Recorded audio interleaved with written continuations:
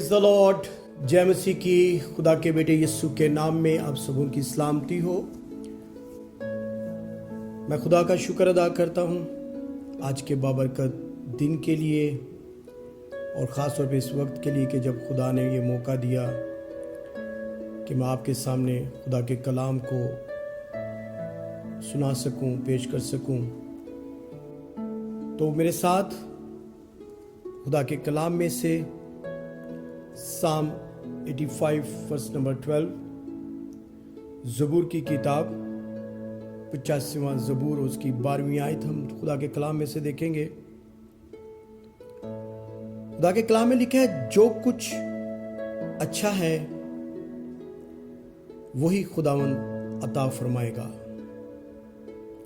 और हमारी जमीन अपनी पैदावार देगी।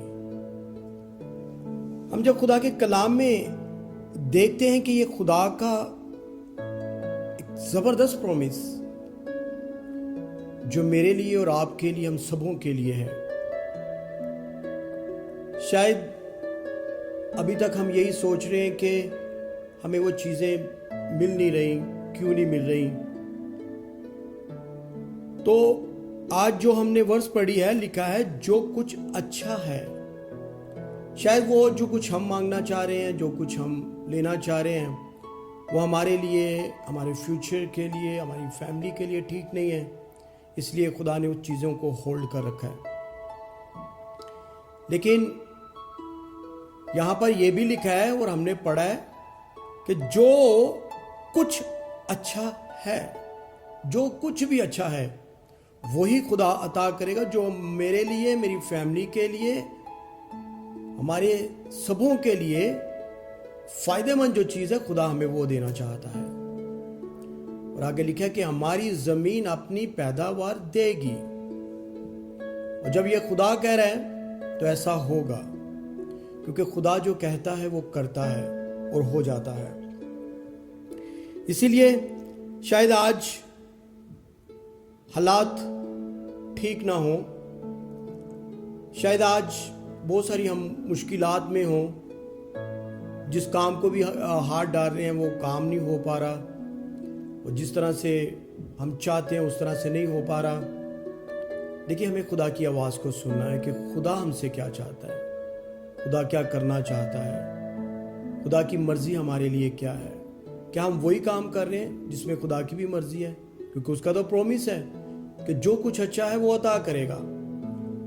इसीलिए जब हम किसी भी कंट्री में, बिजनेस में, जब कोई लॉस है, क्राइसिस आ जाते हैं, काल पड़ जाता है, तो हम लोग निढाल हो जाते हैं, परेशान हो जाते हैं। लेकिन मैं आज आपसे ये कहना चाहता हूं, परेशान होने की जरूरत नहीं। खुदा के लोगों के साथ खुदा के वादे हैं, और उसके सारे के सारे वादे जो हैं वो हाँ के साथ हैं, ना के साथ नहीं। और वो जो कहता है वो करता है। उसने कहा कि जो कुछ अच्छा है। इसका मतलब ये है कि अगर हम क्राइसिस में अगर हैं तो शायद हमें उसकी मर्जी मालूम करने की जरूरत है।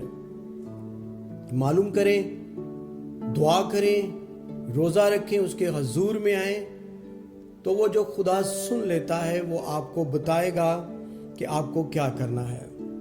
और खुदा का कलाम ही हमारी तसल्ली है, खुदा का कलाम ही हमें इत्मीनान देता है, खुदा का कलाम ही हमें सब्र देता है। इसीलिए मेरे साथ अगर आप खुदा के कलाम में से पैदाइश की किताब और उसका 26वां बाब, the book of genesis chapter number 26, और उसकी वर्ष अगर पहली वर्ष में हम देखेंगे तो यहां पर खुदा के कलाम में लिखा है, और उस मुल्क में उस पहले काल के अलावा जो इब्राहिम के अय्याम में पड़ा था, फिर काल पड़ा। इसहाक इब्राहिम का बेटा जरार के मुल्क में अपनी बीवी के साथ है, और एक काल क्राइसिस जब मुल्क में आए, एक दफ़ा इब्राहिम के टाइम पर और एक दफ़ा अब जो है वो इसहाक के टाइम पर आए हैं। तो यहां पर लिखा है कि इब्राहिम के उस दौर के बाद अब इसहाक के टाइम पर भी काल पड़ा है। लेकिन खुदा जब प्रॉमिस करता है, मैंने कहा कि वो पूरा करता है, क्योंकि वो इंसान नहीं जो अपने वादों से मुकर जाए, वो खुदा है। इसलिए मैंने जो पढ़ा वो ये था कि जो कुछ अच्छा है वही खुदावंद अता फरमाएगा, ये उसका प्रॉमिस है। मैं इसकी आपकी तवज्जो बार बार इसलिए दिलवा रहा हूं कि इसको आप अपने ज़हन नशीं कर लें, अपने दिल में इस कलाम को रख लें कि जो मेरी बहन, मेरे भाई, जो कुछ अच्छा है वही आपको मिलेगा। क्योंकि अगर आपने अपने लिए थोड़ा अच्छा सोचा तो उसके लिए शायद खुदा ने आपके लिए और ज़्यादा अच्छा सोच रखा है, तो आपको वही अच्छा, जो ज़्यादा अच्छा है, वो आपको मिलेगा। और अपनी और लिखा है कि और हमारी ज़मीन अपनी पैदावार देगी। जब हम क्राइसिस की बात कर रहे हैं, ब्लेसिंग नहीं है, क्राइसिस आ चुके हैं, काल पड़ चुका है। तो अगर मैं इसकी वर्स नंबर आपको एक पढ़ के बताना चाहता हूं। वर्स नंबर अगर 3 देखें तो लिखा है, तो उसी मुल्क में कयाम रख और मैं तेरे साथ रहूंगा। खुदा इसहाक को कह रहा है, और मैं तेरे साथ रहूंगा और तुझे बरकत बख्शूंगा, क्योंकि मैं तुझे और तेरी नस्ल को ये सब मुल्क दूंगा, और मैं उसकी कसम जो मैंने तेरे बाप अब्राहम से खाई पूरी करूंगा। अब देखें, सबसे बड़ी बात क्या है कि जब खुदा हमारे साथ होगा तो हमारा जो अच्छा हिस्सा है वो हमें मिलकर रहेगा, वो हमसे कोई ले नहीं सकता, वो मिलेगा और डेफिनेटली मिलेगा। हो नहीं सकता कि इब्लीस उसको आगे चुरा ले, क्योंकि इब्लीस की इतनी औकात, हिम्मत नहीं है कि वो खुदा के लोगों में आए और हमें गुमराह कर दे। हमें बस डटे रहना है, दुआ करते रहना है, ताकि खुदा का बेटा हमारी जिंदगियों से जलाल पाए। इब्लीस को मौका नहीं हमें देना। इसलिए जब इसहाक को खुदा ने क्या कहा कि मैं तेरे साथ हूं, खुदा आज हमें भी कहता है कि ऐ मेरे बेटे मैं तेरे साथ हूं, मेरी बेटी मैं तेरे साथ हूं। तो होगा क्या? जॉब नहीं है, काल का वक्त है, क्राइसिस है, बट आपका खुदा आपको जीरो में से भी, जब लोग जीरो कमा रहे हैं, कोई इनकम नहीं है, लॉस ही होता चला जा रहा है, जो भी कोई बिजनेस कर रहे हैं, लेकिन आपका खुदा काल के अंदर भी आपको 100% देगा, 100%। इसीलिए अगर मैं आपके सामने वर्ष नंबर 12 से, इसी 26 चैप्टर से 12 वर्ष को मैं पढ़ने लगा हूं, लिखा है, और इसहाक ने उस मुल्क में खेती की। उसने वो बिजनेस किया, काम किया, खेती की, और उसने उसी साल उसे 100 गुना मिला। फर्स्ट ईयर, जो कि लोग कहते हैं कि पहले जो साल होते हैं वो नुकसान के होते हैं, सहना पड़ता है, बर्दाश्त करनी पड़ती है, लेकिन खुदा के लोगों के लिए ऐसा नहीं है। खुदा के लोगों के लिए कुछ डिफरेंट है, और वो यही है कि जब खुदा हमारे साथ होगा तो मिलेगा 100%, 100%। ठीक है, और इसहाक ने उस मुल्क में खेती की और उसी साल उसे 100 गुना मिला और खुदावंद ने उसे बरकत दी। आमीन।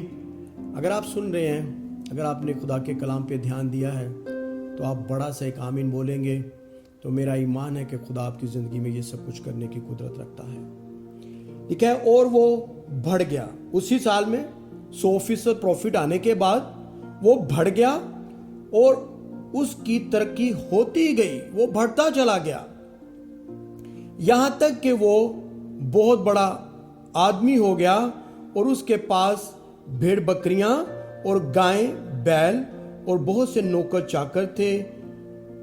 अब देखें कि खुदा के कलाम कैसा मोतबर कलाम है और कैसी हमारे लिए आज खुदा हमें तसल्ली दे रहा है कि हमें फिक्र करने की ज़रूरत नहीं। खुदा का वादा है कि मैं तेरे साथ हूँ। जब हम वो हमारे साथ है और जो हमारा अच्छा हिस्सा है वो भी हमें मिलेगा, और हमें खुदा के साथ सिर्फ वफादार होने की ज़रूरत है। इसीलिए मैं यशाया की किताब उसका चैप्टर 51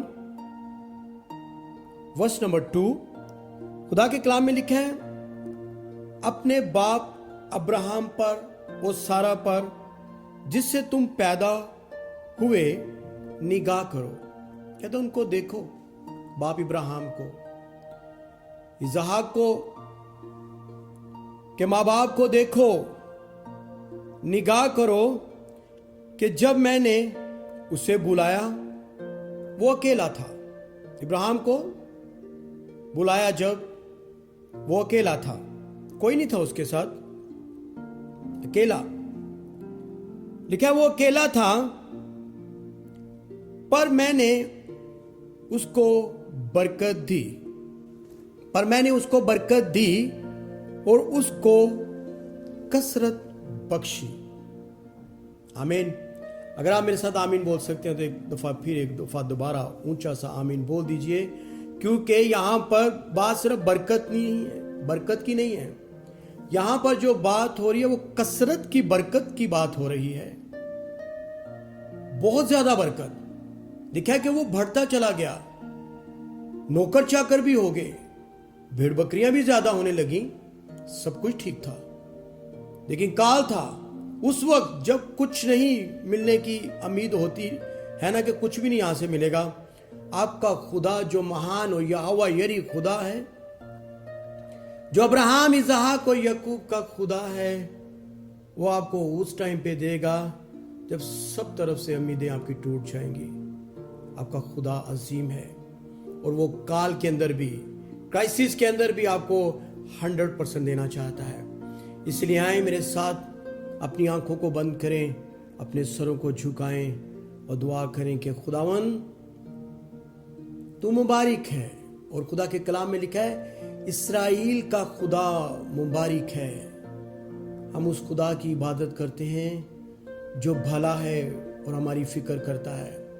आए खुदा, मैं तेरे लोगों के लिए इस कलाम के वसीला से कसरत से बरकत चाहता हूँ। जो लोग, जो बहन भाई, फैमिलियाँ परेशान हैं, इनके लिए दरवाज़ों को तो ओपन कर, ताकि ये निजात पाएँ, ज़िंदगी पाएँ और अच्छे बिजनेस, अच्छी जॉब्स पाएँ और तेरा बेटा जलाल पाए।